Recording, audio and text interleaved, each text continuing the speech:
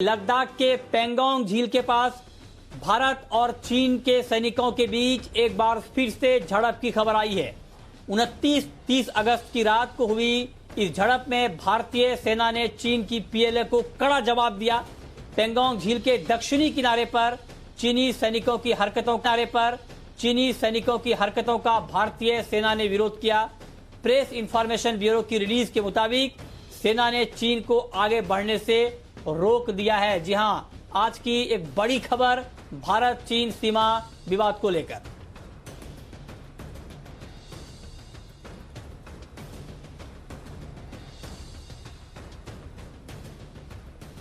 और इस खबर पर ज्यादा डिटेल बताने के लिए हमारे संवाददाता जी मीडिया संवाददाता सिद्धांत सिब्बल हमारे साथ जुड़ रहे हैं, और साथ ही इसका मतलब क्या है और आगे की रणनीति अब क्या होगी, ये डिटेल में हमें समझाने के लिए retired major general AK Srivastava साहब भी जुड़े हैं।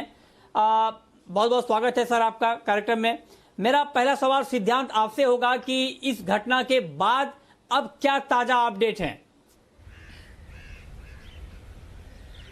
जी, मैं आपको बता दूं कि बहुत सारी मीटिंग्स हो रही हैं इस वक्त यहाँ दिल्ली में, और ये मीटिंग्स जायजा ले रही हैं कि अगला कदम क्या होना चाहिए। मैं आपको बता दूं कि जो इंसिडेंट हुआ वो इंसिडेंट बेसिकली इसमें कोई फिजिकल फाइट नहीं हुई दोनों के बीच में। बेसिकली जो हमारे सर्वेलेंस सिस्टम है उसने मूवमेंट कैच की और उसके बाद हमने एक तरफ से एक शो ऑफ स्ट्रेंथ करा और उसकी वजह से चाइनीज ऑक्यूपाई करना चाहते थे। मैं आपको बता दूं जो नॉर्दर्न बैंक है पैंगोंग लेक का, फिंगर 4 से लेकर फिंगर 8 तक, वहां चाइनीज की पोजीशन वहां वो कंसोलिडेट कर रहे हैं। उन्हें बहुत बार कहा गया है डिसएंगेज कर दें, पर वो अपनी पोजीशन नहीं चेंज कर रहे। उन्होंने कोशिश करी कि सदर्न बैंक जो है पैंगोंग लेक का उसको ऑक्यूपाई करें, उसके कुछ हिस्से ऑक्यूपाई करें, और उसको देखते हुए भारतीय जो फौज है उसने कार्रवाई करी। इसके अंदर कोई फिजिकल मूवमेंट या फिजिकल टच नहीं था। एक तरफ से कोई जैसे हमने गलवान इंसिडेंट देखा था वैसा कुछ नहीं हुआ था, कोई भी हताहत नहीं हुआ। दूसरा मैं आपको बता दूं कि एक्शन क्या लेंगे, हमने देखा है बातें हो रही हैं, डिप्लोमेटिक लेवल टॉक्स हो रही है, मिलिट्री लेवल टॉक्स हो रही है दोनों के बीच में,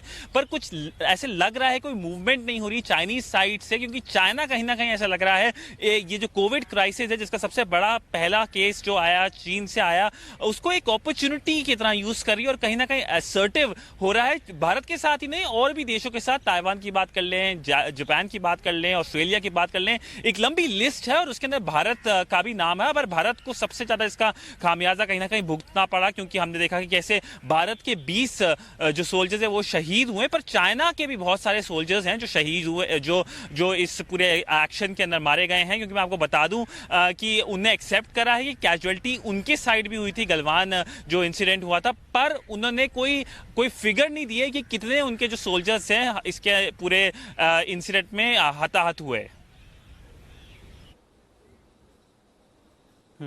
ठीक है, ये आपने बहुत डिटेल में बताया कि किस तरह से अपडेट है उसके बाद और हो क्या रहा है।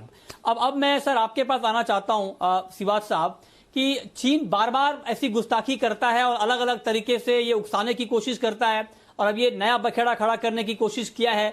क्या आपको लगता है कि ये सुप्रीम हाई कमान के निर्देश से हो रहा है, या फिर ये आप कहेंगे कि इस सेना के फ्रंट पे ही ये कुछ ऐसा हुआ होगा जिससे ये तनाव पैदा करने की कोशिश हुई होगी? मेरा पहला सवाल। दूसरा ये कि अब आपको क्या लगता है कि क्या इसका जवाब, हालांकि हमने बहुत करारा जवाब दिया है अभी, लेकिन आगे हमारी रणनीति अब क्या होनी चाहिए?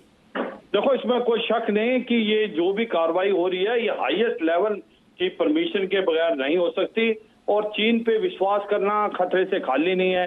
चीन के कहने और करने में बहुत फर्क है। कहीं तो वो बातचीत कर रहा है मिलिट्री लेवल पे और डिप्लोमेटिक लेवल, कहीं वो ये जो आपकी ट्रीटी है 1993, 1996, 2005, 2012 और 2013 उनको तोड़ के और ये कार्रवाई करता है जो उसने की है परसों की कल की रात को, जो कि आके वो सदर्न पेंगोंग में आए, नॉर्थ में नहीं। नॉर्थ में तो पहले ही उसका जमावड़ा है 5 से लेके 8 फिंगर तक। अब वो साउथ जहां पर लुकुंग, जहां पर ये आपकी बोट वगैरह हमारी जो लॉन्च होती, वहां किसी ने किसी हद तक वो पोस्ट को ऑक्यूपाई करना चाहता था, मगर वो जो भी कार्रवाई की उसको हमने नकारा कर दिया।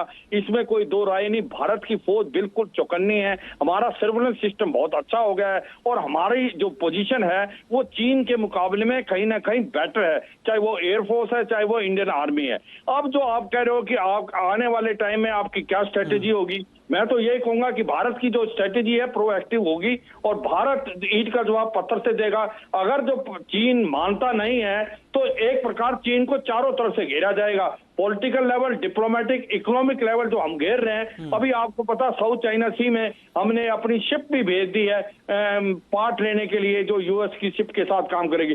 तो एक प्रकार से चीन के ऊपर हम भी दबाव बहुत डाल रहे हैं और दैप्सैंग के अंदर जिस प्रकार से हम आगे हैं दौलत भाई गोल्डी में, सब सेक्टर नॉर्थ में, तो चीन को भी डर है कहीं ना कहीं कि हम कुछ गिलगिट बाल्टिस्तान या अक्साइजन में तो कुछ नहीं करने वाले।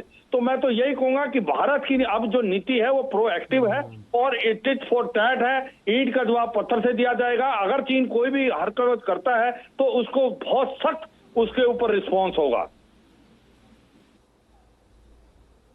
हाँ, ये आपने बहुत महत्वपूर्ण बात कही कि जो भारत का जो भी रिस्पांस होगा अब वो प्रोएक्टिव रिस्पांस होगा और भारत ने बहुत करारा जवाब दिया भी है हर मोर्चे पर। और चीन को ये बात समझ लेनी चाहिए कि अब उसकी कोई भी गुस्ताखी उस तरह से माफ नहीं की जाएगी। बहुत बहुत शुक्रिया सिवाज साहब आपका और सिद्धांत सिब्बल आपका ये पूरा डिटेल हम तक पहुंचाने के लिए।